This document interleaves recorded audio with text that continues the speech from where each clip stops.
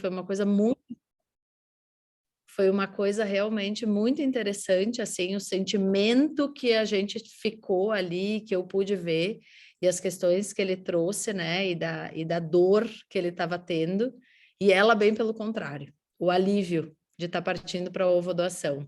E ele, a dor, estava fazendo luto ali, ele, o marido, psiquiatra, fazendo luto ao partir para a ovodoação, e ela aliviada. Deixa eu só apertar aqui o entendi. Então, na primeira página, né, nas primeiras linhas do teu capítulo, tu fala, então, sobre aquela questão, né, daquela receptora de espermatozoide que se dá conta, então, que tem um doador que tem vários filhos, né? E aí eu fiquei pensando sobre várias coisas que depois tu fala também no capítulo e que a gente se depara muito, né? Que é a fantasia que os receptores de gameta têm ao escolher o doador, né? Então ela cita, né, as primeiras frases ali quando ela fala de quando ela encontrou, foi atrás daquele doador de sêmen. Como é que ela disse? Ele não parecia nada prepotente, ele parecia muito gentil, muito acolhedor, né? E isso é muito interessante, tanto de um lado quanto do outro, né? Então, trazendo a minha experiência, essa busca, e tu usa essa palavra também no meio do capítulo, essa busca frenética pelas características do doador, por parte dos receptores, né? E interessante quando ele diz, quando ela se dá conta que ele está doando para muita gente, ele diz, mas eu só estou tentando ajudar. E ela diz, mas agora tu parou de ajudar. E aí eu fiz um link com uma outra coisa, com essa vaidade, às vezes, do doador. E aí eu me lembrei de uma outra situação. Vocês conhecem a história do Dr. Roger Abdelmaci, né? E que a justificativa dele também, eu só estou querendo ajudar. Né? E aí tem envolvida várias coisas, né? Um doador de sêmen, toda a vaidade também por trás disso. Então, aqui eu estou pegando vários links, né? Da primeira página ali que tu escreve no capítulo sobre os doadores e receptores. Os doadores também têm os seus ganhos secundários. Num primeiro momento, né? Se a gente falar de doadoras de óvulos no Brasil, as compartilhadas, agora a gente tem uma outra situação aí que também daria, né? Mais um tema para a gente falar mais 2 horas, com certeza, né? Mas as doadoras de óvulos, por exemplo, elas também têm, também os benefícios, né? Não só a redução de custo de tratamento, né? Mas o que tudo isso pode gerar, né? Na cabeça da doadora de óvulos, né? E por outro lado, da doadora, esse sentimento do poder, né? E no outro lado, a receptora, né? Com essa busca frenética, como tu falou, que eu vejo muitas vezes, pelas características da doadora, né? Como se fosse numa tentativa de aliviar o seu luto pela sua fertilidade, tentando encontrar alguém o mais parecido com ela possível. Gina, eu teria assim, eu falaria o tempo inteiro, então eu vou pegando por tópicos e vou falando aquilo que me chamou a atenção para a gente ir podendo discutir, né? E eu trazer essas vivências que eu tenho na clínica. E é isso assim, né? Mas o que mais me chama a atenção, claro, eu vejo essa coisa da doadora, né? Eu estou doando, eu que mando, e realmente é ela que manda, né? Mas as receptoras também pensando nessa questão das características, essa busca, eu gostei dessa palavra, porque é isso, eu não vejo isso em todas, né? Mas essa busca frenética pelas características. Foi um gancho que eu estou pegando, agora eu quero ouvir de vocês para a gente ir discutindo, depois eu vou puxar algumas outras coisas também que me chamaram muito a atenção no teu capítulo, que eu adorei. E eu já passei esse capítulo para esse psiquiatra, tá? Para ele ler.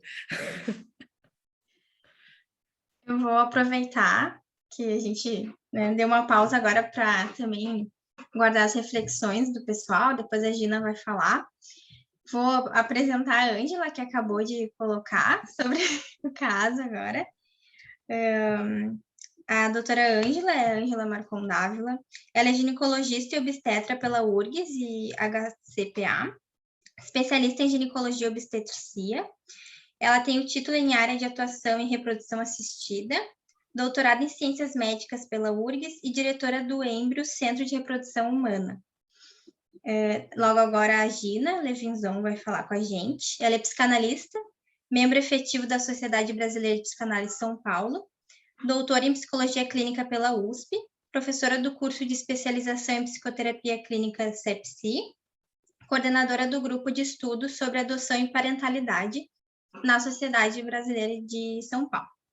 Hoje a gente está falando, vou mostrar para vocês o livro Ensaios sobre Reprodução, assistida Parentalidades e Adoções.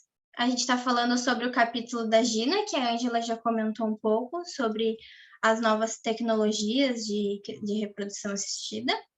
Então, eu vou deixar ali no chat o contato da Clínica Horizontes, para quem quiser comprar e adquirir o livro. Eu também escrevi um capítulo, tem vários autores aqui participando que também escreveram. Então, quem quiser adquirir, eu vou colocar o contato e agora dar espaço para a Gina continuar as reflexões junto com a gente. Obrigada. Bom, antes de tudo, eu quero agradecer a Renata pelo convite. Antes de tudo, por participar do livro, que eu adorei, eu gostei muito, estou trabalhando bastante com esse assunto, então, para mim foi uma oportunidade de poder publicar, de poder dividir com as pessoas coisas que eu estou pensando. E o convite para estar aqui conversando com vocês, que é ótimo, porque dá um feedback sobre as coisas que foram faladas, escritas. Eu quero também cumprimentar a Ângela, que eu não conhecia. Eu acho ótimo poder conversar com uma ginecologista que tem contato com tudo isso, porque acho que esse trabalho em conjunto é essencial. Ângela, você foi comentando um pouco do meu artigo. Eu acho que eu vou fazer um resumo bem resumido, porque deve ter várias pessoas aqui que não leram, então não sabem do que você está falando. Perfeito. Né? Então, eu vou falar um pouquinho assim, resumidamente, o que eu fui pensando que eu escrevi. Eu começo esse trabalho falando de uma notícia que eu li no jornal, que, na verdade, era uma transcrição de uma reportagem da Holanda, que era o seguinte: uma mulher que queria engravidar, ela era solteira e ela recorre a um doador que ela conhece pela internet, o doador de espermatozoides. E ela fez uma seleção, ela gostou dele, pelo que ela conversou, ela disse, olha, ele me passou segurança, as ideias dele foram ideias que eu admirei, eu gostei. Ela acabou se encontrando com ele e foi algo pago, mas, ao mesmo tempo, ela escolheu essa pessoa e ele deu os espermatozoides e ela fez aquele tipo de inseminação caseira. E realmente teve uma filha. E depois de um tempo, passaram-se 2 anos, alguma coisa assim, ela foi procurar de novo esse rapaz, porque ela queria ter mais outro filho e queria que fosse irmão da filha que ela já tinha. Mas ela acaba descobrindo na internet que ele tinha, acho que uns 200 filhos, pelo menos, né? Porque nesses grupos as pessoas se encontram na internet. E ela ficou extremamente preocupada com isso. E ela foi tirar satisfações com ele, porque ele não tinha falado isso para ela. Ele disse que tinha dado um pouco dos espermatozoides dele para algumas mulheres, né? E ele diz, mas eu achava que eu estava ajudando. E ela diz, olha, você não está ajudando, você está, pelo contrário, você está atrapalhando, você está criando alguma coisa que pode ser grave. Porque se ela diz, como eu vou falar para o meu filho, para minha filha, que ele tem tantos irmãos por aí? E como no futuro você pode controlar situações como questões de incesto? Irmãos podem se encontrar e namorar sem saber que são irmãos, questões genéticas de filhos, né? E tudo isso. Então, eu usei essa notícia como uma introdução para pensar um pouco em como andam as novas origens e os processos de fertilização e como é que hoje se tem um filho, porque antigamente era só isso, um homem e uma mulher têm relações sexuais e dali nasce um filho. E hoje isso se ampliou de uma tal maneira que não é mais um homem e uma mulher, tem uma clínica, tem médicos, tem muitas coisas, e muitas vezes não é exatamente um homem e uma mulher, podem ser 2 mulheres ou 2 homens. É lógico que sempre vai haver a necessidade de ter um homem e uma mulher na sua origem, porque para ter um filho precisa de um espermatozoide e um óvulo. Mas quem serão os pais que estão indo buscar esse filho e promovendo todo esse processo nessas clínicas de fertilização? Não necessariamente serão pessoas do sexo diferente. Podem ser pessoas do mesmo sexo, pode ser... Hoje em dia, com essa discussão sobre gênero, as coisas se ampliaram muitíssimo. Então, isso daqui são as novas modalidades. E, entre elas, o que eu discuti nesse artigo foi a questão da doação de gametas, que tem sido extremamente comum, que é a doação de óvulos ou de espermatozoides, às vezes dos dois, que tem acontecido com cada vez mais frequência. Eu tenho um trabalho muito grande com adoção, né? Enfim, foi minha tese de doutorado, tenho milhões de livros, um monte de artigos a respeito, mas já faz bom tempo eu tenho trabalhado também bastante com essa questão da fertilidade, acompanhado várias pacientes que estão nesse processo de fertilização e que têm feito processos de ovodoação, né? Que têm necessitado recorrer a óvulos doados para poder engravidar. Então, por isso também eu me interessei bastante por escrever artigos a respeito disso. E uma das coisas que eu observo é que isso tem sido muito frequente, especialmente nas mulheres, porque hoje em dia, elas esperam muito mais para engravidar, né? Elas vão se realizar profissionalmente, elas têm um parceiro, outro. Quando elas resolvem engravidar, que elas estão por volta dos 40 anos, já fica muito difícil. E, às vezes, elas se deparam com essa questão da infertilidade. Então, isso tem sido muitíssimo comum. E o que eu fui observando, quer dizer, aí, nesse artigo, eu começo falando do que é infertilidade para um homem e para uma mulher. Porque a infertilidade é vivida muitas vezes, na maior parte das vezes, com uma dor muito grande, né? Um luto pelo desejo de se perpetuar através do filho, que acontece muitas vezes, inclusive de uma forma concreta. A minha herança genética estará no meu filho, isso quer dizer que ele será minha continuidade. Freud falava na sua majestade o bebê, e ele dizia que a gente revive o nosso narcisismo através dos nossos filhos. Eles serão os mais bonitos, eles serão os mais inteligentes, porque eles me representam. Nos processos de adoção, isso também ocorre, mas às vezes é bem mais difícil, porque entre os pais e a criança que foi adotada, existe toda uma história e uma genética da qual eles não fazem parte. E agora, nos casos...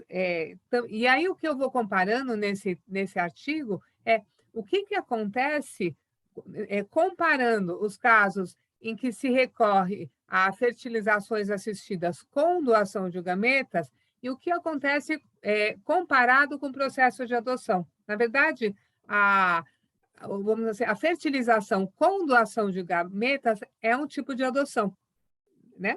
É uma adoção de gametas.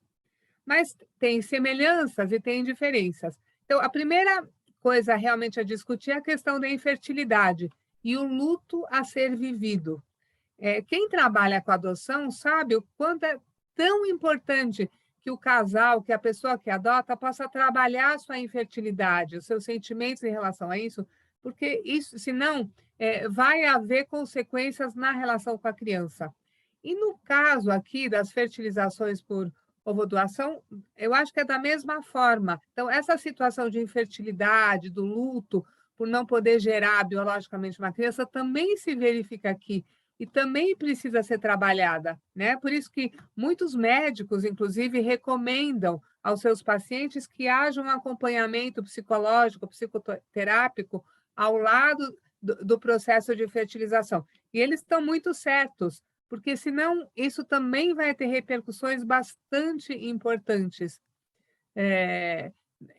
E vai sendo trabalhado. Eu tenho experiência, por exemplo, estou aqui pensando numa pessoa, uma mulher que eu atendo já faz bastante tempo, eu fui acompanhando todo o processo, quando ela descobriu que ela não conseguia engravidar dos seus próprios óvulos, o primeiro momento, quando o médico fala e ela fica ofendida e acha que é o médico, que vai buscar outros médicos, porque esse médico, imagina, disse que ela não poderia contar com os óvulos dela. Aí depois passa um tempo que aos poucos ela vai aceitando, tenta muitas vezes, não dá certo, acaba, tá bom, então vamos lá, vamos para a ovodoação, mas mesmo assim ainda não está tranquilo, ela vai tentando. E é curioso porque enquanto não está tranquilo, parece que isso também dificulta com que a gravidez realmente aconteça, né? Hoje em dia, essa pessoa que eu atendo está grávida, conseguiu depois de milhões de tentativas, mas hoje ela está tranquila com essa questão da ovodoação. Então, você vê todo esse processo e como precisa do acompanhamento.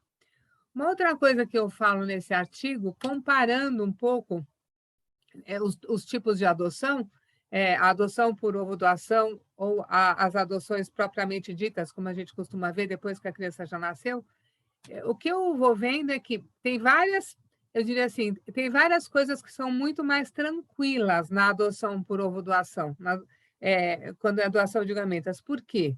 Porque os pais acompanham aquela criança desde o primeiro segundo de vida, desde que acontece a concepção. Então, não existe a presença do outro de uma forma tão evidente como acontece na adoção de crianças que já nasceram. Não há essa coisa do trauma, porque nessa gravidez, né, vamos dizer assim, nesse tipo de parentalidade, não há abandono. Pelo contrário, o óvulo ou o espermatozoide que participou da ovodoação, de alguma forma foi doado ou foi trocado, né? Quer dizer, alguém pagou por 2 processos de fertilização, né? Mas isso resultou num benefício para os 2, para aquele que doou e para aquele que recebeu. Então, isso eu também vejo como algo positivo. Mas, vamos dizer assim, isso são diferenças. O sentimento de pertencimento é maior quando há uma gravidez do seu próprio filho, né? A gente vê que a representação social e psicológica da maternidade muitas vezes acontece através da imagem de uma barriga grávida, não é? Então, ter tido um filho que nasceu da minha própria barriga parece que me dá um sentimento de que esse filho é meu. E da mesma forma, a criança também. A gente vê nas crianças que foram adotadas depois de nascidas, muitas vezes esse desejo de ter nascido da barriga da mãe adotiva é uma frustração. Eles às vezes até brincam, né? A mãe está lá e eles parece que entram, é como se eles entrassem dentro da barriga, tentando reconstituir uma situação de um nascimento que fosse uma gestação biológica. Eu já vi isso muitas e muitas e muitas vezes, né? Então, nesse sentido, na adoção por ovodoação, isso não acontece, porque nasceu da própria barriga. Agora, então, do lado da criança, eu também nunca vi uma criança que tenha vindo a partir desse processo que fique questionando muito essa questão de você não é minha mãe, porque eu não vim do seu óvulo, ou você não é meu pai, porque eu não vim do seu espermatozoide. Embora haja relatos de pessoas que já adultas que vão buscando na internet de onde vieram, que eu vou falar daqui um pouquinho sobre a questão do anonimato. Então, mas do ponto de vista da criança, eu não vejo uma situação de trauma, não é uma situação de sofrimento. Agora, do ponto de vista dos pais, pode haver, porque mesmo passando por tudo isso, tendo contato com a criança desde o primeiro minuto e tudo isso, as fantasias em relação ao fato de não ter uma continuidade genética podem estar presentes como um elemento perturbador, né? Eu me lembro do caso de um casal onde havia tido a doação de óvulos e a mãe, na verdade, ela nunca se sentia a verdadeira mãe. Parecia sempre que era o marido que tinha, vamos dizer, que tinha dado seus próprios espermatozoides para fertilização, ele era o verdadeiro pai. E ela não se sentia. Isso acabava repercutindo na relação com as crianças, na relação com o marido. Inclusive, sentimentos, às vezes, de ciúmes, porque os espermatozoides do marido de alguma forma, se uniram ao óvulo de uma outra mulher. Então, este terceiro aparece através, por exemplo, do óvulo. Também acontece em casos em que é o espermatozoide que é doado, né? Então, esse terceiro que está lá é que, dependendo da configuração da família, daquele casal, pode representar um entrave ou não. São situações que eu acho que precisam muito, muito, muito ser acompanhadas por nós, psicanalistas, e para ajudar essa família a poder absorver tudo isso e elaborar essas coisas. Outra diferença, no caso da fertilização assistida, não tem aquelas fantasias de roubo, que são muito comuns no caso de crianças adotadas, né? Não tem roubo, porque tudo foi combinado. Agora, algumas características também aparecem nessa fertilização por ovodoação. Isso que a Ângela estava falando, que é o seguinte, a pessoa busca uma clínica e aí parece que existe um cardápio, não é em todas as clínicas, mas em algumas, é como se existisse um cardápio onde você escolhe as características que você quer, né? E eu penso que escolher essas... E os pais, eles procuram características que eles admiram, por exemplo, querendo saber qual é a profissão da pessoa, se ela estudou, se ela não estudou, que coisas que ela gosta e tudo isso, e características físicas. Porque o fato de se parecer com eles, especialmente no sentido físico, parece que diminui, vamos dizer assim, a perturbação por ser um filho que não veio de mim. Se ele é parecido comigo, eu não preciso, eu posso, de alguma forma, tentar esquecer de que ele veio do espermatozoide ou do óvulo de uma outra pessoa. Então, inclusive, todas as fantasias em relação ao fato de que esse filho não veio de mim, então esses defeitos que ele tem deve ser do outro. Não. Se ele é parecido comigo, parece que está tudo aqui. A gente pode fingir que nada aconteceu a mais do que o que pertence à nossa família. Nesse sentido, eu já vi, inclusive, quando eu falo da busca frenética, eu tive a oportunidade de acompanhar uma pessoa que um médico disse a ela que ela precisava fazer uma ovodoação. E o médico disse para ela que óvulos do exterior eram de muito melhor qualidade do que óvulos de doadoras brasileiras. Só queriam custar uma fortuna. E ela, que era uma pessoa que não tinha muitas posses, estava pensando como que ela ia poder juntar o dinheiro, porque ela queria ter o melhor filho do mundo. Lógico, é a Sua Majestade o bebê, o meu filho vai ser o mais saudável e o melhor. E como ela poderia encontrar, poderia fazer isso para ter o melhor óvulo, para ter o melhor filho? Então, vocês veem que entra-se em alguns temas, em alguns assuntos que precisam de um acompanhamento. Outra coisa sobre essa questão que eu falo aqui, sobre a questão do anonimato, de não saber, da criança não saber que ela veio de uma ovodoação. Muitas vezes, e veja, os pais gostariam de esquecer isso, a maior parte gostaria de não contar. Então, na minha experiência, quando eles perguntam, imagina, eu preciso mesmo contar? Porque o filho vai ser a minha cara, ele não vai saber. Eu não preciso contar para ninguém, as pessoas vão me ver grávida, né? E eu digo, não, eu acho melhor contar, porque segredos, eles ficam como um entrave entre as pessoas. Você pode não falar, mas isso está na sua cabeça. Você vai transmitir isso para a criança. Existe uma ligação mente com mente, que vai além das palavras. E, às vezes, a captação de que existe um segredo muito importante pode ser entendida como alguma outra coisa que está lá e trazer milhões de outros problemas, né? Então, eu sempre recomendo que se conte, sim, se conte para aquela pessoa e se conte de uma forma tranquila, né? Agora, agora em dezembro, foi em dezembro ou novembro, eu fui convidada para falar sobre esse assunto numa universidade, num curso que era um curso para médicos que trabalham com fertilidade e fertilização.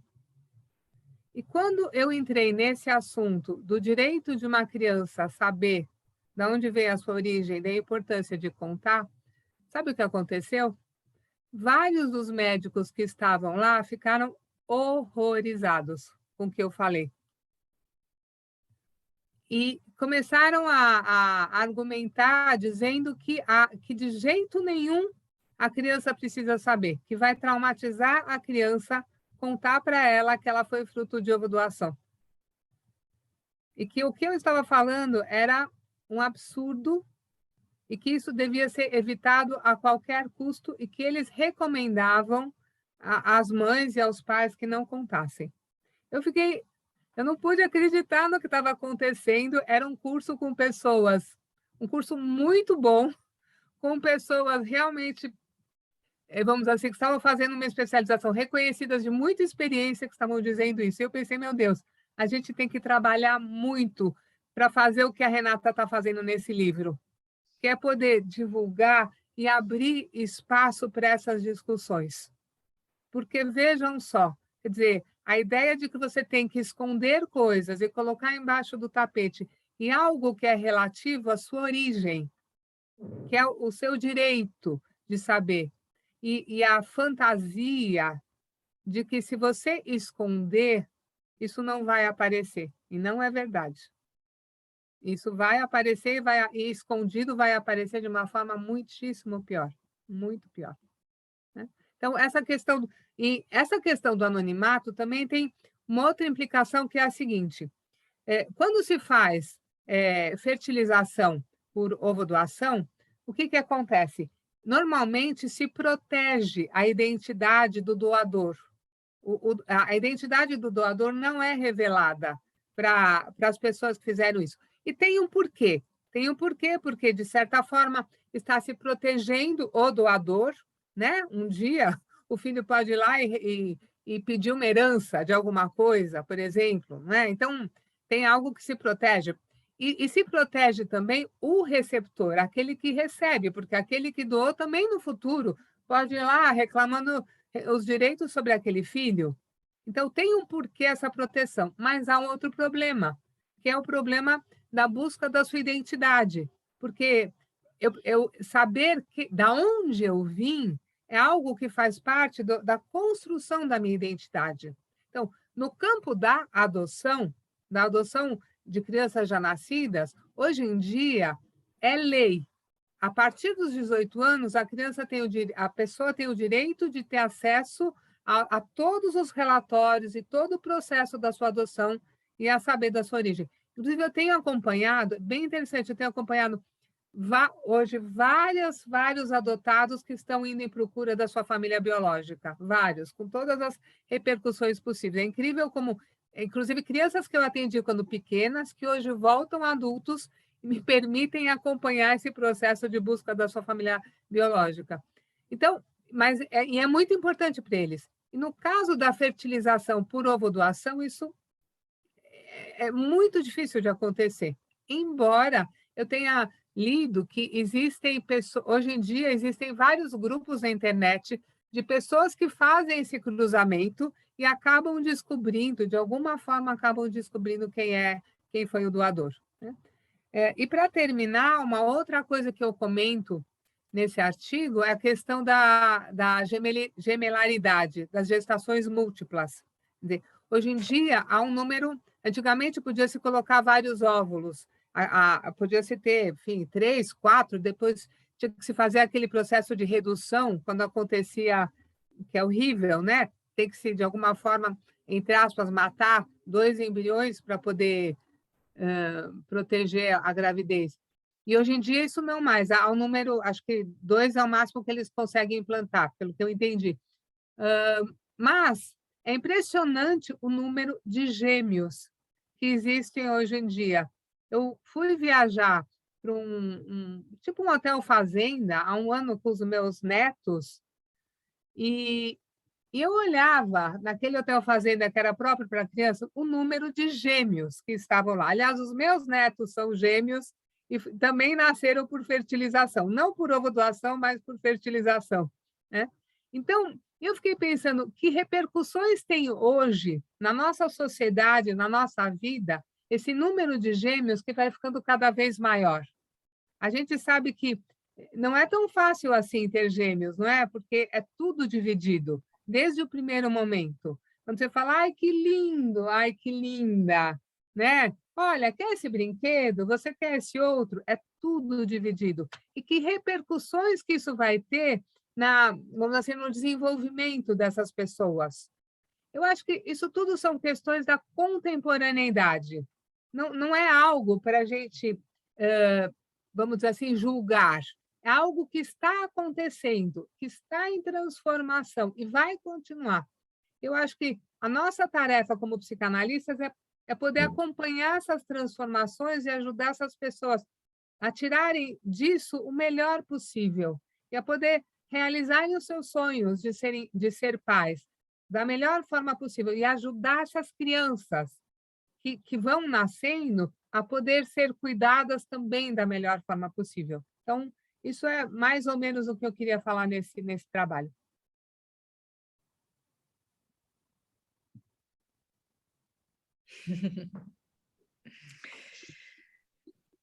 Então eu vou comentar um pouquinho. Então, assim, mais do que do capítulo, eu gostei de te ouvir falar, Gina. Adorei. Adorei o capítulo, mas te ouvir falar é ainda melhor. Então, na verdade, tu faz uma comparação no capítulo sobre a adoção, né? A adoção, digamos assim, convencional, e a recepção de gametas, né? E tu traça esse comparativo, né? Para a gente poder entender quais são as diferenças e semelhanças entre os dois processos. Eu te confesso que eu não tenho experiência nenhuma com a adoção. A experiência que eu tenho com a adoção é advinda, na verdade, de casais que acabam desistindo dos tratamentos de reprodução assistida, ou por um desgaste emocional enorme, e por um desgaste financeiro também, né? Então, eles acabam chegando para mim e dizendo, doutora, a gente realmente não consegue mais, então nós vamos partir para uma adoção, né? E aí entra, claro que tem muitos casais que quando vêm me procurar, ou quando esgotam as possibilidades com gametas próprios, e eu ofereço a recepção de gametas, muitos deles vão dizer, não, mas então se é assim, eu prefiro adotar. Quando o casal me diz, eu prefiro adotar, na minha cabeça, eu entendo realmente, claro, eu estou muito mais acostumada com isso do que com a adoção, mas na minha cabeça eu entendo que a recepção de gametas, ela é mais... eu não sei se eu posso falar essa palavra, eu ia falar saudável, mas talvez mais favorável a todo esse contexto do que a adoção. Porque como tu falastes, né, sobre essa questão do luto da infertilidade, e quando a gente tem a oportunidade dessa mulher poder gestar essa representatividade da barriga crescendo, de alguma forma pode aliviar, sim, o luto causado pela falta da fertilidade. Porque, digamos assim, né, se a gente pudesse separar a fertilidade em dois aspectos, em dois momentos, a gente pode falar em fertilidade como a capacidade de gestar e como a capacidade de gerar, não é? Quando a gente vai para a recepção de gametas, na verdade, a gente está resolvendo a capacidade de gerar. O meu óvulo não tem essa capacidade, ou o sêmen do meu marido não tem essa capacidade, ou nós dois não temos essa capacidade mais. Que é o que acontece, por exemplo, em casais cuja origem da infertilidade inicialmente é masculina, vai passando o tempo, essa mulher envelhece e aí a gente acaba estando diante de dois fatores. A infertilidade masculina e a feminina, e muitos casais vão acabar optando por adotar um embrião, né? Então, quando a paciente vai para a recepção de gametas, ela sana a questão do óvulo, da carga genética, só que, claro, isso segue sendo uma dor, mas ela se alivia com a questão de poder engravidar, né?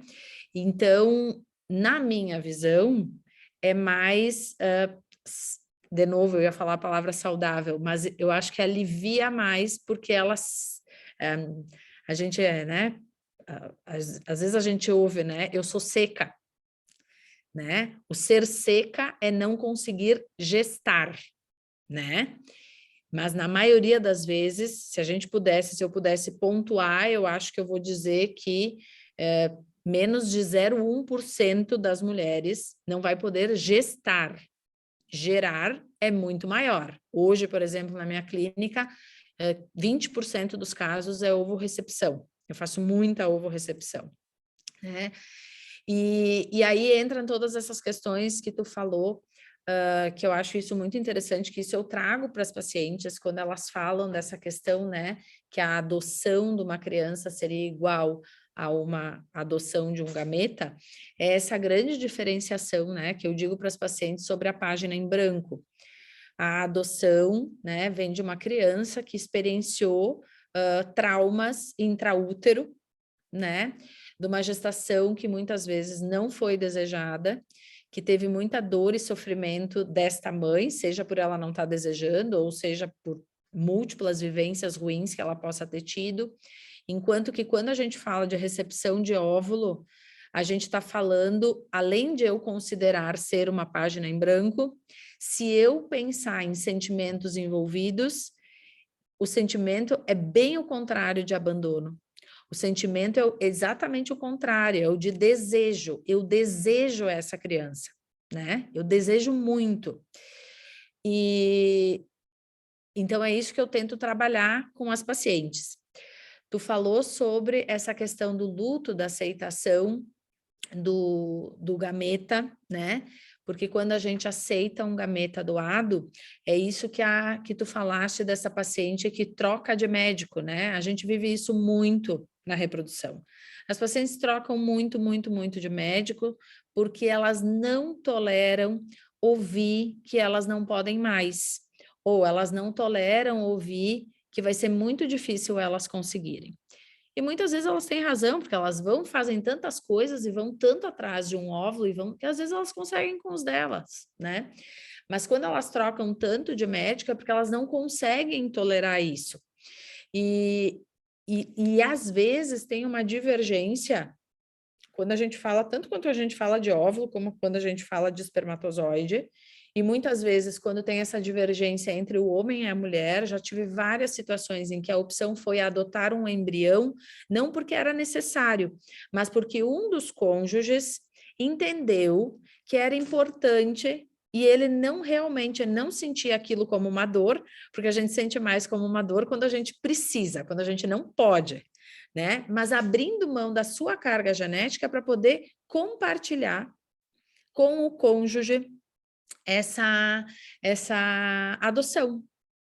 Então, se para a gente conseguir constituir a nossa família e poder dar esse amor para o nosso filho, eu abro mão da minha carga genética para que nós dois possamos viver essa parentalidade da forma mais intensa e mais pura possível, porque se eu receber um óvulo e receber o espermatozoide do meu marido, talvez eu fique achando que esse filho é mais dele do que meu. Então, a gente abre mão disso para poder, então, adotar uma criança. E eu vejo muitas vezes nos casais que há uma discordância, pelo menos momentânea, que foi o que eu vivi hoje de manhã quando eu conversei com esse casal, né? Então, a história desse casal é que eles já passaram em 4 clínicas, 2 em Porto Alegre, uma em São Paulo, um casal de Porto Alegre que foi para São Paulo, e aí eles, enfim, ficaram sabendo de mim, quiseram vir me conhecer, e aí eu disse, olha, né, baseado no histórico, a gente tem que entender que a chance, ela não é alta, ela é baixa, a gente pode incorrer nas mesmas questões, né, baixa taxa de fertilização, desenvolvimento embrionário, mas aí eram médicos, eu fiz toda uma revisão, olha, coisas que a gente pode fazer, a gente mudou tudo, e o resultado foi exatamente igual. E aí, na segunda-feira, isso, hoje é quinta, era o dia 6 dos embriões deles, eles não tiveram embriões. Aí eu liguei para a paciente e ela me disse, não, para mim tá tudo certo. nós vamos para a ovodoação. Daí eu disse, não, então tu vai fazer o seguinte, tu não quer realmente que a gente converse sobre isso? Mais uma vez, Ângela, eu tô decidida, eu tô em paz. Aí eu disse, então, tu fala com o teu marido e se ele quiser, a gente conversa um pouquinho antes. Daí ela me ligou 10 minutos depois e disse, ele quer conversar. E aí nós conversamos hoje. E foi muito interessante, porque eu sempre vi esta mulher com um semblante muito, muito triste. Com um olhar muito triste, né? Eu não tinha visto ainda ela sorrir. E foi muito, muito, muito interessante quando eu abri a tela do Zoom e eu vi, parecia que eu estava vendo um sol, assim, sabe? Ela estava, assim, aliviada, porque, enfim, ela estava conseguindo dar um passo mais real para a sua maternidade. Enquanto eu nunca tinha visto ele com um semblante tão deprimido. Então, às vezes, tem essa divergência dos casais, né? Muitas vezes, se não tem uma conversa aberta, se não tem um entendimento, um nível, não é intelectual a palavra, mas essa compreensão, essa empatia do casal, né? Então, muitas coisas que tu fala ali no capítulo, eu fiquei lendo e eu pensei, não, mas isso aqui é o tratamento da pessoa, não é o problema do tratamento em si da reprodução assistida, mas assim, aonde aquilo foi inserido, né? Aquele casal, né? E muitas vezes tem essa divergência, e se não tem essa empatia, e se existe uma preponderância, uma dominância de um dos dois, a vontade de um dos dois prevalece. E eu nunca vou me esquecer de um caso de uma paciente que fez 2 estimulações comigo, era uma baixa reserva, 42 anos, e ela queria ir mais uma vez com o óvulo dela. E o marido disse, não, com o teu óvulo nós não vamos mais. E aí apareceu uma doadora, isso faz uns 7 anos, 6 anos, então eu tenho a clínica há 11 anos, eu trabalho com reprodução há 14, então eu diria que talvez eu fosse imatura ainda. Hoje, quando eu vejo uma paciente com a busca frenética por características, eu digo para ela, não está na hora. Eu não quero que tu aceite essa doadora. Hoje eu digo. E aquela paciente, ela queria tentar com o óvulo dela, mas o marido, que era dominante na relação, financeiramente inclusive, quis então partir para a ovodoação. E eu nunca vou me esquecer. Eu coloquei ela na mesa para transferir os embriões, e quando eu botei o catéter, que é para ser indolor, ela pulou na mesa e ela fechou as pernas. Hoje, esta mulher tem uma menina de ovodoação, tá bem, mas como tu falou, quando tem essa ambivalência de dizer quero muito ser mãe, mas não aceita plenamente a ovodoação, elas não engravidam. É incrível. É assim, é uma coisa assim, é impressionante. E eu vou dizer para vocês que para mim isso é uma coisa que veio com a maturidade para mim, como mãe, né? Então, aqui eu acho que um monte de gente sabe disso, a Gina não deve saber, eu também fiz fertilização, né? Fiz várias fertilizações para ter os meus 2 filhos.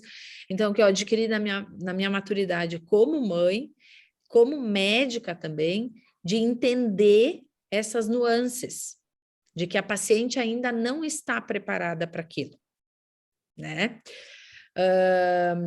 Que mais que eu queria te dizer? A gente falou sobre tanta coisa, né? Tu falou sobre tanta coisa. Uma coisa também que eu acho que é importante falar, que essa é uma experiência que tu diz, né? Que as pacientes que vão para a adoção, elas têm uma fantasia do roubo. As que vão para a recepção de óvulo também têm. Elas têm medo disso. Elas têm medo que em algum momento a receptora de óvulos possa procurá-las por algum motivo. Elas perguntam. Eu vou te dizer assim, ó, que 30% das pacientes que vão para a recepção de óvulo ou que eu indico a recepção de óvulos, elas perguntam sobre isso. Não dessa forma, vão vir buscar o meu nenê de volta? Não exatamente assim, mas elas perguntam, tem alguma chance dessa mulher descobrir que eu tenho um filho oriundo do óvulo dela, né? E aí, vou entrar nessa outra questão que tu abordou, que eu acho que é importante, né? Quando tu fala que tu foi dar uma aula para especialistas, daí me vem à cabeça um monte de coisa, né? Que talvez a gente esteja ferrado, sabe?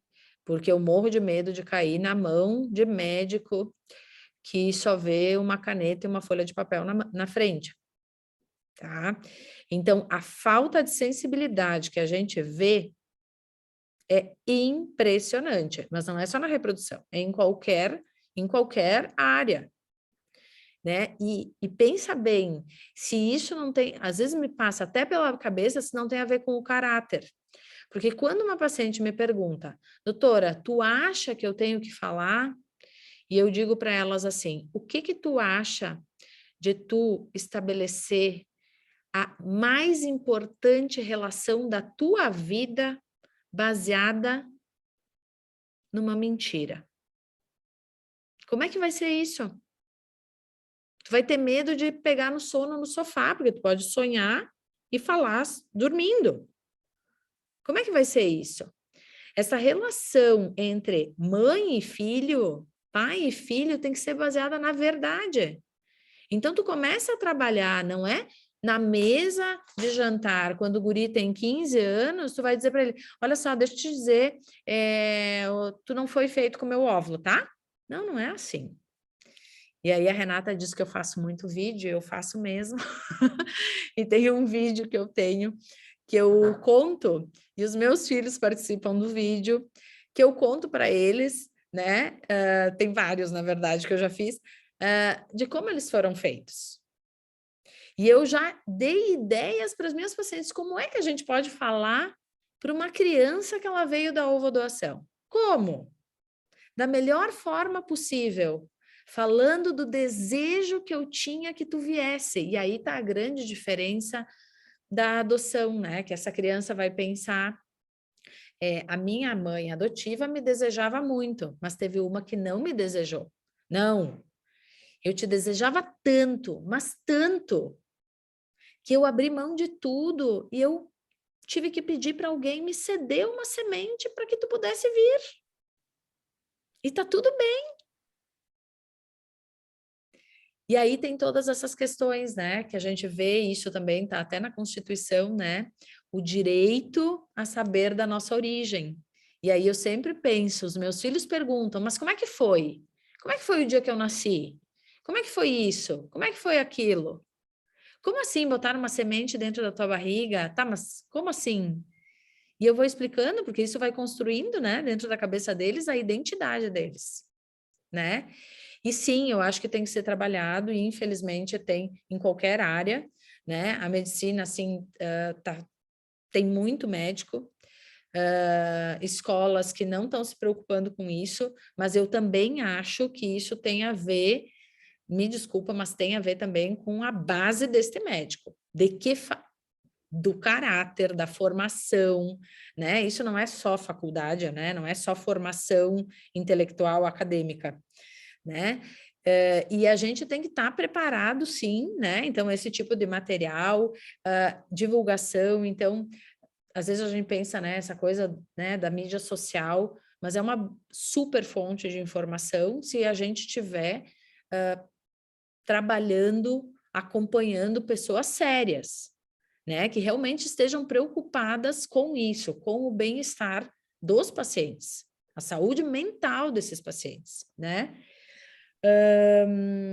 E aí tu falasse mais uma coisa daquela paciente que foi para fazer a ovorecepção e o médico indicou óvulos importados porque eram muito melhores, né?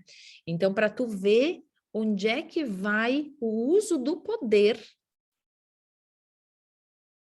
Isso é caráter. Até porque óvulo congelado engravida menos do que óvulo fresco da doadora brasileira que também quer ter um filho que está ali, ó, lutando para ter o seu filho, né? Então, eu prefiro 1000 vezes fazer vai engravidar muito mais se fizer com um óvulo fresco do que se eu importar óvulo. Eu não quero que minhas pacientes importem óvulo. Eu quero máxima chance de gravidez para elas. Então, para a gente ver, né? Isso às vezes é bem... É muito complicado. Mas eu acho que eu falei o que eu queria falar em relação ao que tu comentaste. Enfim.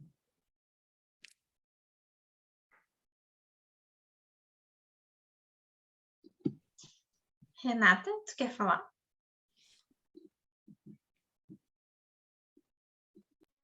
Sim. Deixa eu baixar minha mãozinha aqui.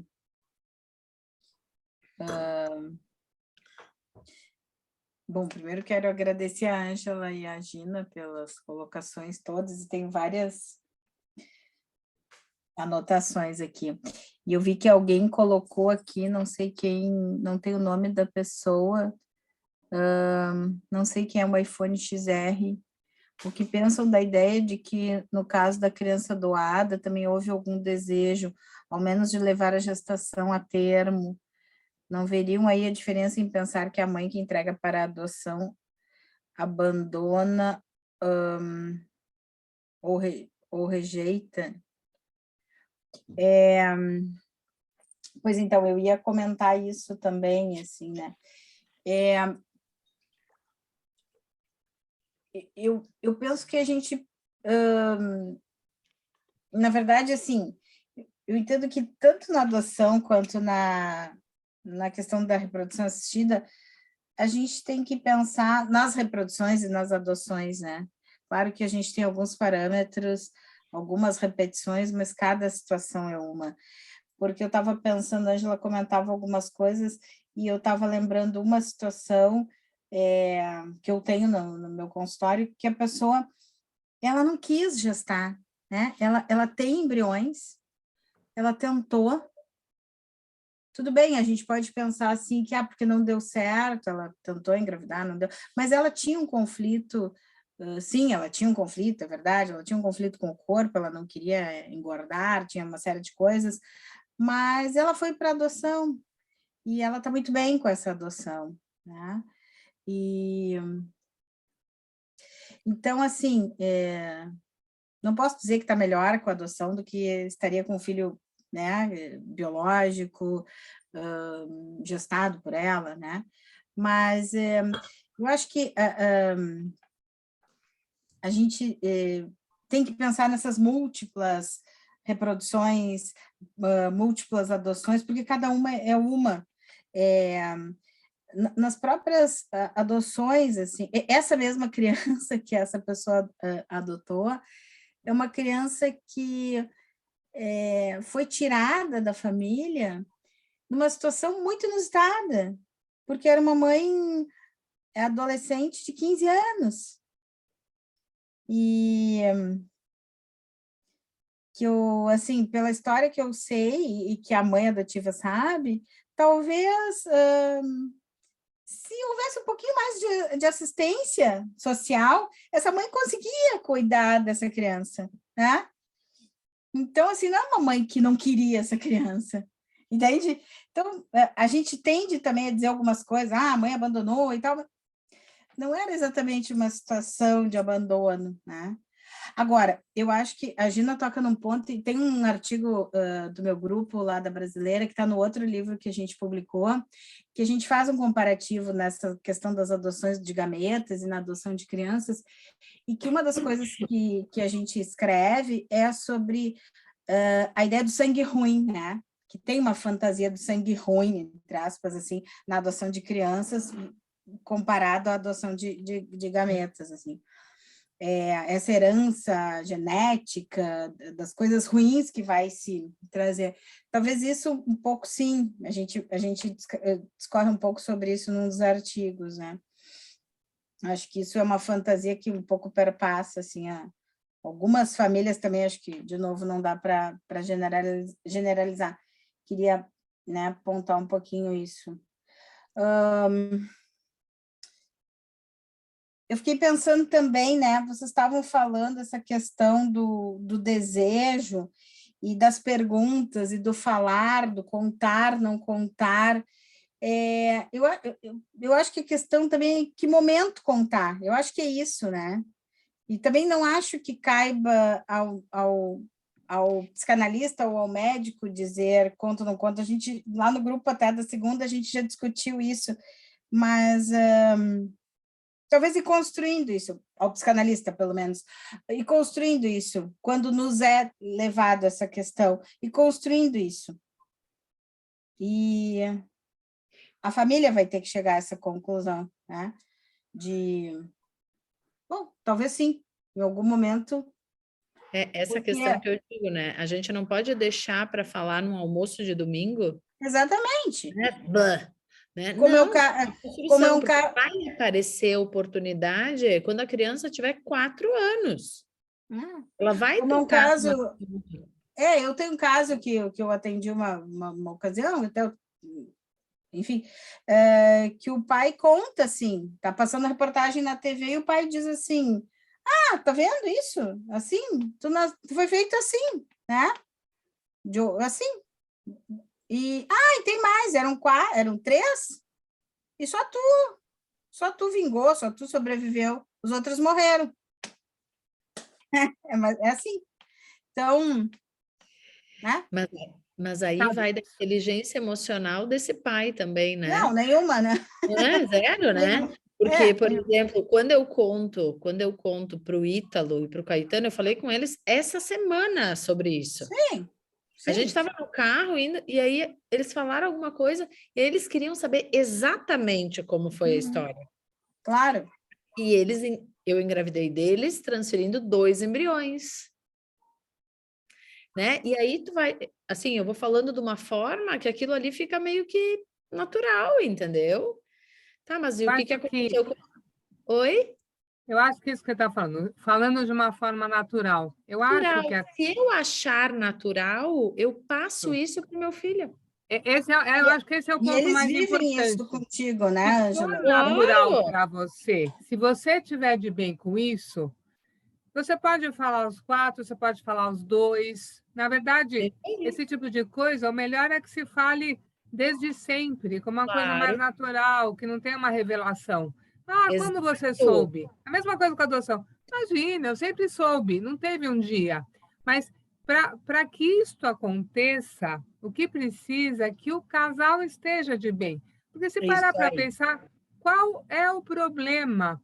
Se tem uma sementinha, 2 sementinhas que precisam se juntar para ter um bebê, qual é o problema de que essas 2 sementinhas precisaram ser feitas com a ajuda de um médico?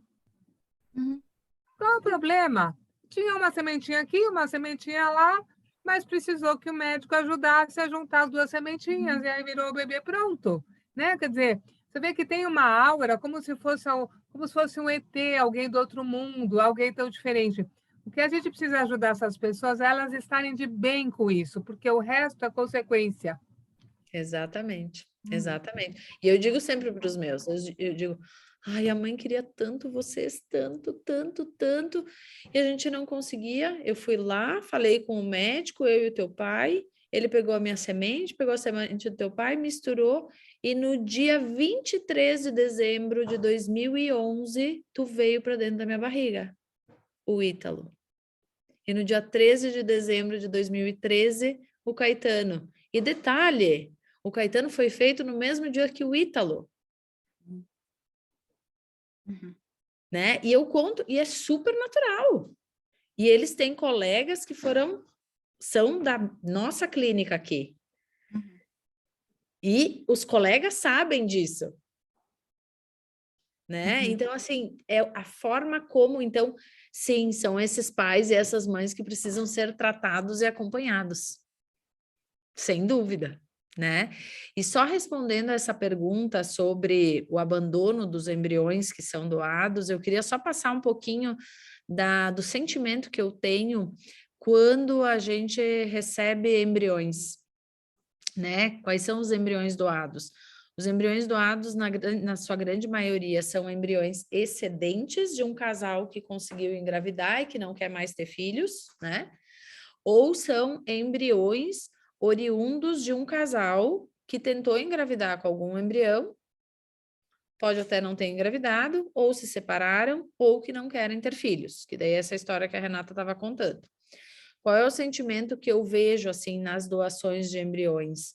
Eu vejo dois sentimentos, mas com certeza um é mais frequente. O menos frequente é, vou doar por conta da questão financeira, porque tem um custo para manter esses embriões armazenados. Então, se eu não quero mais ter filhos e eu não quero arcar com esse custo, eu só poderia descartar depois de 3 anos de congelamento, então os casais optam por doar antes, porque não pode ser descartado, né? Então tem um grupo que faz isso, mas esse é o grupo menor. Mas o principal, realmente, ai, doutora, foi tão difícil para mim, a gente decidiu que a gente vai deixar esses embriões que podem ajudar alguém e eu torço para que realmente... Eu tive uma paciente que fez uma carta para quem iria receber os seus embriões, né? E só para finalizar, aquilo que a Renata falou sobre essa mulher, então, que não queria gestar, questões do corpo, né? Hoje mesmo a gente estava, a gente faz, enfim, coisas na clínica por conta de, né, de custos e tal, e eu queria saber mais ou menos qual era a taxa de conversão, né? Quantas pacientes que eu achava que precisavam de fertilização e quantas que realmente faziam, né? E quando essa taxa de conversão não atinge, porque a clínica tem que se manter, a gente começa a estudar. Por que isso está acontecendo? Ela não gostou do ambiente, ela achou que o nosso serviço estava caro em relação aos demais, né? E a gente começou a pensar, né? E aí eu disse, não, a taxa de conversão está ótima. E aí a administradora falou, mas será que a gente não tem que dar uma oportunidade de, enfim, de facilitar custo para que elas consigam fazer? E eu disse assim, esse número nunca vai ser 100%, porque tem muitos pacientes que vão até a clínica porque eles já sabem que eles precisam de fertilização. Mas eles vão até a clínica para sanar uma demanda da mãe, a mulher vai para sanar a demanda do marido, o marido vai para sanar a demanda dessa esposa. Lá pelas tantas, não, eu acho que não vale a pena, a chance é pequena, tá, mas 20% é pouco, mas 0 é menos ainda. Então, 20% está valendo. Se eu quero muito ser mãe, ter o meu filho, gestar, eu vou investir nos 20%. Então, esse número ele nunca vai ser 100%, porque tem um grupo de pacientes que tem essa questão, tem a infertilidade, mas tem muitos outros aspectos envolvidos. Tanto no enfrentamento da infertilidade, porque quando eu assumo que eu vou fazer uma fertilização, eu estou assumindo que eu sou infértil mesmo, e que eu tenho essa impotência, essa incapacidade, né? E também por conta dessas coisas como a Renata estava falando. A paciente tinha os embriões lá e resolveu adotar uma criança, porque tem um monte de coisa por trás também, né? Então, eu não enxergo receber vai muito de como a criança pode interpretar isso e de como o casal receptor pode entender que aquele embrião foi abandonado. Mas eu realmente não vejo isso. Eu não vejo como um abandono de embrião. Eu queria falar um pouquinho sobre 2 coisas que vocês estão falando. Primeiro, a questão de o que é melhor. Adoção por gametas, adoção de criança, não dá para dizer. Existe. O melhor é Não a existe. forma de parentalidade que cabe para cada um. Exato, perfeito. Para uns, o que cabe é preciso gestar uma criança. Para outros, o que cabe é eu preciso criar uma criança. E às vezes eu nem quero gestar. E às vezes eu quero uma criança mais velha. Ou eu não acho natural fazer um processo de fertilização, eu acho que não é natural, e assim por diante. Então, é o que cabe para aquela... Não é uma coisa que dê para dizer o que é melhor. E a questão do desejo, queria falar um pouco sobre isso. Eu acho que tem um pouco uma idealização do que é se sentir desejado, porque o se sentir desejado não cabe apenas em como foi que eu nasci, Eu posso ter sido muito desejado ao haver a concepção, mas eu posso crescer com um sentimento imenso de que eu não fui desejado, porque isso vai depender muito do que aconteceu na minha vida com os meus pais, de toda a intersecção. O ser desejado ou não ser desejado é muito maior do que quiseram engravidar de mim ou não, e ficaram comigo ou não. Quer dizer, eu posso ter sido extremamente desejado na minha concepção, mas, por exemplo, a minha mãe teve uma depressão pós-parto gravíssima. E vamos dizer assim, eu introjetei a mãe morta, aquela mãe presente morta, e posso crescer com um sentimento profundo de que eu não fui desejado. Então, essa questão do ser desejado ou não ser desejado é uma questão extremamente complexa. Eu atendo uma menina, uma moça hoje, que foi adotada.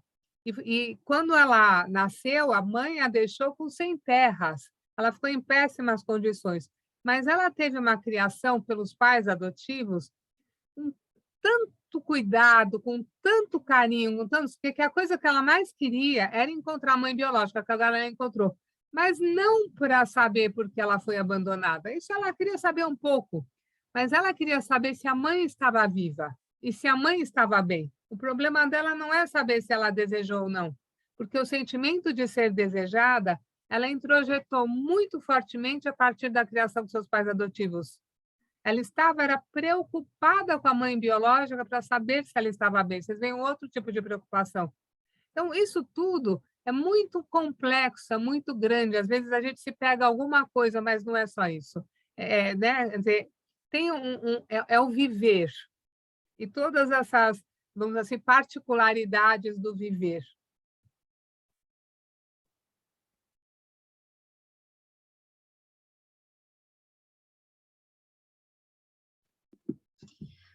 Mais alguém tem interesse em falar?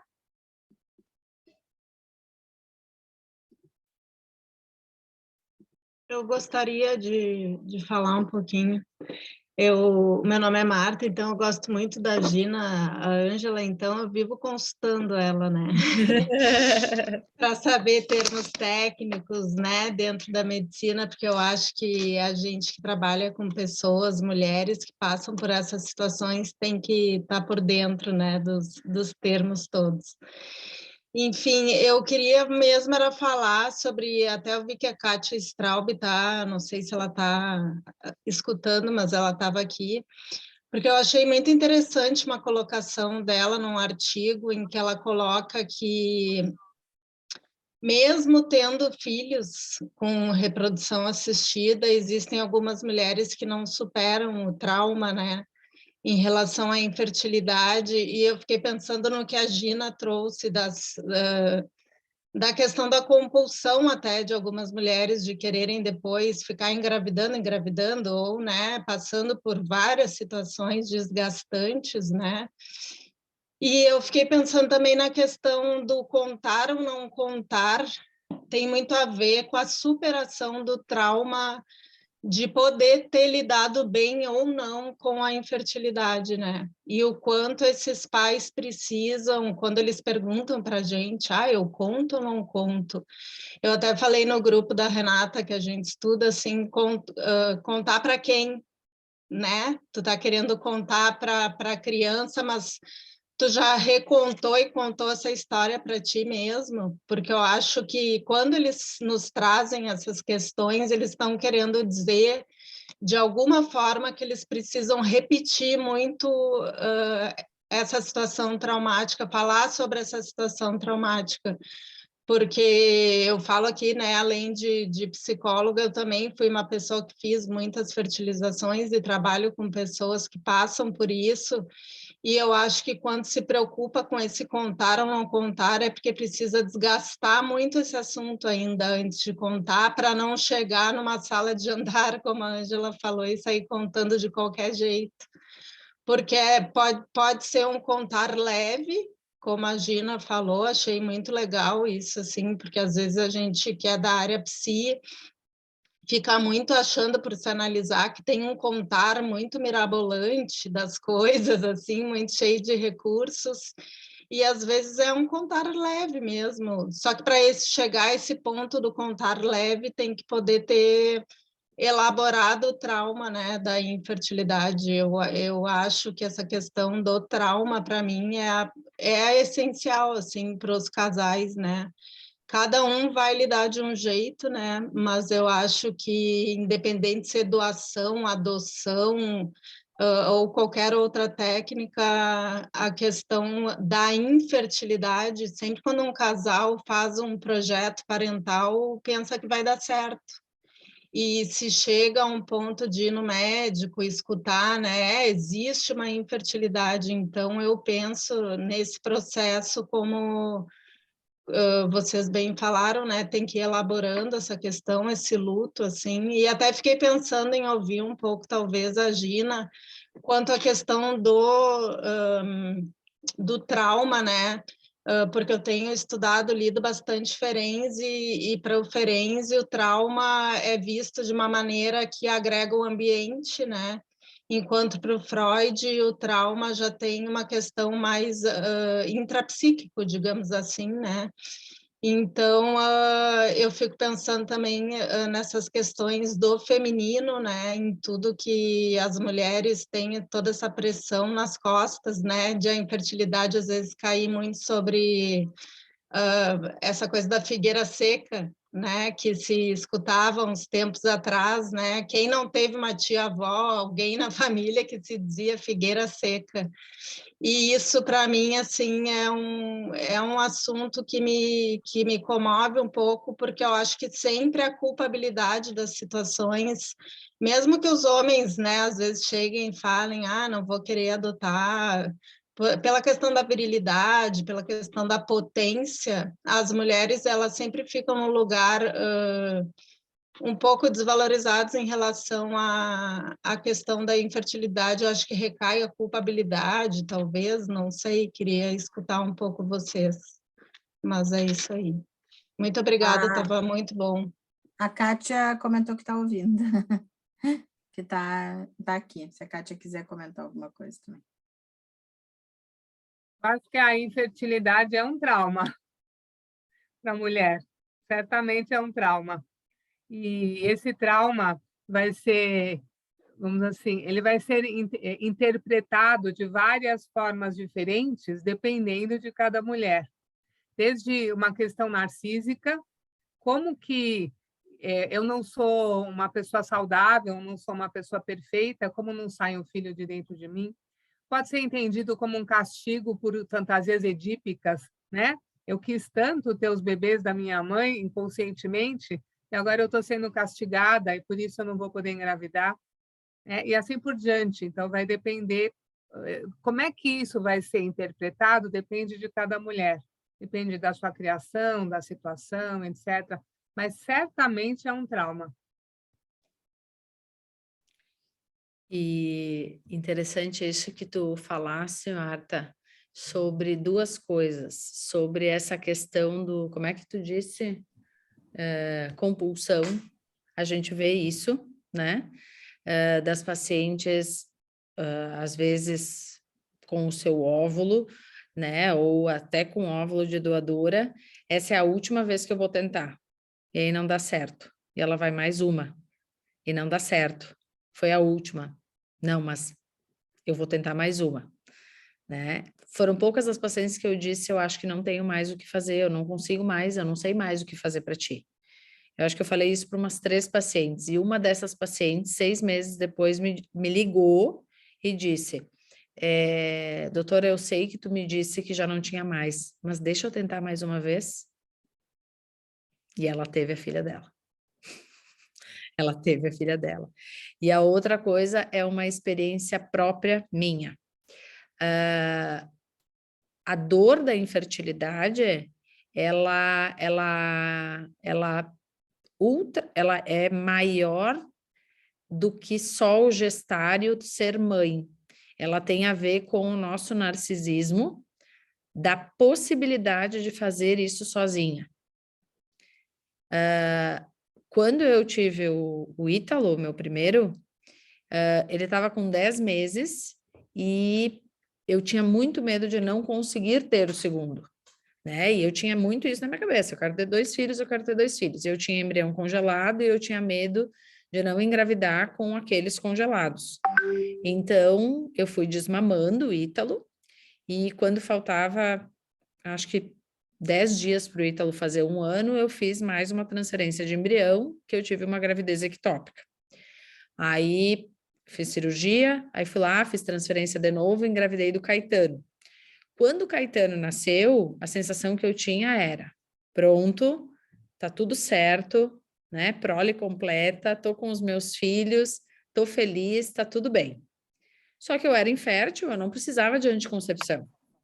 Só que toda vez que eu menstruava, eu me sentia, me vinha uma tristeza, uma tristeza. E aí eu comecei a ter muita cólica, muito sangramento, até que eu decidi botar um DIU Mirena para não menstruar. E foi a partir do Mirena que essa tristeza parou. Eu não sinto mais essa tristeza. Então, na minha cabeça, eu entendi o quê? Que hoje eu não consigo engravidar, não porque eu sou infértil, porque eu tenho um DIU. Então, hoje não vou conseguir engravidar, não é porque eu não posso, é porque eu estou usando uma anticoncepção, é por isso que eu não engravido. Então, o Mirena, na minha cabeça, ele veio como, não, eu estou fazendo anticoncepção, é por isso, porque se eu continuasse, porque eu vivo muito isso, né? Gente que fez fertilização, não engravidou, aí depois de 5, 6 anos acaba engravidando natural, ou gente que fez fertilização, está com 2 filhos em casa, acaba engravidando o terceiro natural. Comigo não acontece isso, mas não é porque eu não consigo, é porque eu tenho Mirena. E eu me aliviei disso quando eu botei o DIU. Foi bem isso que eu li no artigo da Kátia, né? Que às vezes a questão da infertilidade ela não está tão elaborada e se pode daqui a pouco precisar de algo concreto, né? Como é o teu caso, ou talvez até venha a ser o meu, porque eu também não tomo nada e também não engravido e já tenho gêmeos. Já tenho os meus gêmeos com 5 anos, tudo bem, tudo bom. Mas fica aquela questão a se elaborar, né? Eu trato isso na minha análise pessoal, mas quando eu li isso, quando a gente lê algo que a gente sente ali no papel, dá um certo alívio, né? Quando eu li aquilo que a Kátia escreveu, assim, de que não é a TRA, a técnica, que vai garantir que tu elabore esse processo que é dolorido para um casal que até então escutava, vão ter filho fácil, tu tem quadril largo, tu é fértil, tem todo aquele imaginário, né? E socialmente também, né? Então, eu achei muito interessante quando eu li isso, assim, e acho que a questão do não contar ou não contar tem muito a ver com o trauma mesmo, ter sido elaborado e estar um pouco mais metabolizado para o casal, assim, né? Porque senão acaba contando de uma forma torta e daqui a pouco o nosso trauma é passado para os filhos, né? Digamos assim. Mas é isso aí, obrigada. Bom, a discussão está muito boa, mas eu vou ter que fazer o papel de encerrar o nosso evento. A gente continua com os eventos sobre o livro. Então, dia 17, a gente vai ter o caso da Juliana, que foi o capítulo que ela escreveu, junto com o José e a Renata, comentando sobre. E vamos ter outros, e, né, como a Renata disse, em março, vamos ter outros eventos sobre o livro. Se quiserem comprar, podem procurar a clínica pelo Instagram ou pelo contato que eu deixei ali. Agradecer novamente a doutora Ângela e a Gina pelas discussões. E nos vemos em outros eventos. Muito obrigada. Muito obrigada pelo convite. Muito obrigada mais uma vez. Bom estar aqui. Obrigada, foi um prazer. Um beijo, o prazer foi todo meu. Um abraço. Tchau.